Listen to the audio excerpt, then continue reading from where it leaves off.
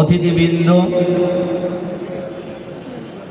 আজকের এই আন্তর্জাতিক কেরাত সম্মেলনে বিশেষ আকর্ষণ আন্তর্জাতিক খ্যাতি সম্পন্ন কারিগণ, বিশেষ করে বিদেশি কারিগণ, অন্যান্য ওলামায়ে কেরাম, সম্মানিত সুধী মণ্ডলী, যুবক ভাই সব, আসসালামু আলাইকুম ওয়া রাহমাতুল্লাহি ওয়া বারাকাতুহু। আল্লাহ তাআলার দরবারে শুকরিয়া যে দীর্ঘদিন পর আমরা এই রকম খোলামেলাভাবে বাইতুল মুকাররম মসজিদের চত্বরে আন্তর্জাতিক কেরাত সম্মেলনে উপস্থিত হওয়ার সুযোগ পেয়েছি। আলহামদুলিল্লাহ। দরুদ ও সালাম আমাদের নবী ও নেতা জনাবে মুহাম্মদুর রাসূলুল্লাহ সাল্লাল্লাহু আলাইহি ওয়াসাল্লামের প্রতি। সম্মানিত সুধী মণ্ডলী, যে কোরআন তেলাওয়াত করার জন্য আজকের এই আন্তর্জাতিক কেরাত সম্মেলনের আয়োজন করা হয়েছে, এই কোরআন সম্পর্কে আল্লাহ তাআলা নিজেই বলে দিয়েছেন, জালিকাল কিতাবু লা রাইবা ফি। এটা এমন একটা কিতাব যে কিতাবের মধ্যে কোনো সন্দেহ নাই। এ কোরআনের বৈশিষ্ট্য কি? একদিকে যেমন বলা হয়েছে জালিকাল কিতাবু লা রাইবা ফি, পাশাপাশি এই কোরআনের বৈশিষ্ট্যও বলা হয়েছে হুদাল লিল মুত্তাকিন। এটা হলো মুত্তাকিদের জন্য হেদায়েতনামা বা পথ নির্দেশক।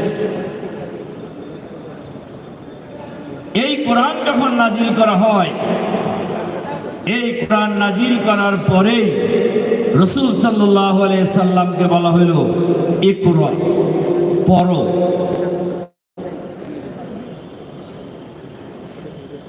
তোমার রবের নামে যিনি তোমাকে সৃষ্টি করেছেন। তাহলে কোরআন পড়া কি ফরজ? কোরআন পড়া কার নির্দেশ? মহান আল্লাহর নির্দেশ। আবার বলা হয়েছে এই কোরআন যখন তেলাওয়াত করা হবে তখন তোমরা কি করো? ফাইজা কুরিয়াল কোরআন ফাসতামিউ লাহু। যখন কোরআন তেলাওয়াত করা হয় তখন তোমরা কি করো? মনোযোগ সহকারে শোনো এবং চুপ থাকো। কাজে আজকে যে তেলাওয়াত হবে কোরআন, আন্তর্জাতিক খ্যাতি সম্পন্ন কারিগণ তেলাওয়াত করবেন। আমরা এই উসুলটা সবাই মেনে চলার জন্য চেষ্টা করব ইনশাআল্লাহ। দ্বিতীয় যে কথাটি আমি আপনাদেরকে বলতে চাই, এই কোরআন এই পৃথিবীতে শুধুমাত্র তেলাওয়াত করার জন্য নাজিল করা হয় নাই। এই কোরআন নাজিল করা হয়েছে প্রতিষ্ঠা করার জন্য। এই কোরআন প্রতিষ্ঠার জন্যই আল্লাহ তাআলা বিশ্বনবী মুহাম্মদ রাসূলুল্লাহ সাল্লাল্লাহু আলাইহি সাল্লামকে এই পৃথিবীতে পাঠিয়েছেন। হুয়াল্লাযী আরসালা রাসূলাহু বিল হুদা ওয়া দীনিল হক লিইয়ুযহিরাহু আলাদ দীনি কুল্লি। তিনি সেই মহান সত্তা, তিনি মুহাম্মদ রাসূলুল্লাহ সাল্লাল্লাহু আলাইহি সাল্লামকে দ্বীনে হক সহকারে, কোরআন সহকারে এই পৃথিবীতে পাঠিয়েছেন, যাতে করে মানুষের তৈরি করা যত আইন আছে সমস্ত আইনের উপর আল্লাহর আইনকে বিজয়ী করতে পারেন। তাহলে মুহাম্মদ সাল্লাল্লাহু আলাইহি সাল্লামকে পাঠানো হয়েছিল কোন কারণে? আল্লাহর আইনকে বিজয়ী করার জন্য। এই আল্লাহর আইনকে বিজয়ী করার কথা বলার অপরাধে কোরআনের পাখি আল্লামা দেলোয়ার হোসেন সাঈদীর বিরুদ্ধে ফাঁসির রায় দেওয়া হয়েছিল। এই কোরআনের আইনের কথা বলার কারণে শহীদ আমিরে জামাত মাওলানা মতিউর রহমান নিজামীকে ফাঁসি দেওয়া হয়েছে। অসংখ্য নেতা কর্মীকে ফাঁসি দেওয়া হয়েছে, জেলে পাঠানো হয়েছে, জুলুম নির্যাতন চালানো হয়েছে। এটা কি নতুন ঘটনা না আগেও ছিল? বিশ্বনবী মুহাম্মদুর রাসূলুল্লাহ সাল্লাল্লাহু আলাইহি সাল্লাম, ওনাকে জেলে পাঠানো হয় নাই? অসংখ্য নবী রাসূলকে করাত দিয়ে দ্বিখণ্ডিত করা হয় নাই? অসংখ্য নবী রাসূলকে ফাঁসিতে ঝুলানো হয় নাই? অসংখ্য নবী রাসূলকে হত্যা করা হয় নাই? করা হয়েছে। কারণ ছিল এটাই, প্রচলিত সমাজ ব্যবস্থার বিরুদ্ধে এরা লড়াই করে আল্লাহ প্রদত্ত জীবন ব্যবস্থা সমাজে প্রতিষ্ঠার কথা বলেছিলেন।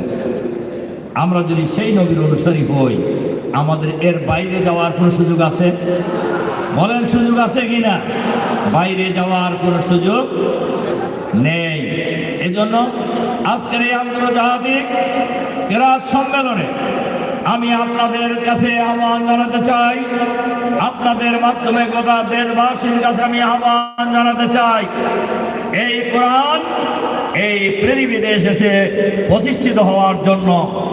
এই কোরআন যারা সৈনিক, এই কোরআন যারা বিশ্বাস করে, এই কোরআন যারা আমরা মানার ঘোষণা দিয়েছি, প্রত্যেক মুসলমান নারী এবং পুরুষের জন্যই কোরআনের সমাজ কায়েম করার লড়াই করা হলো ফরজ।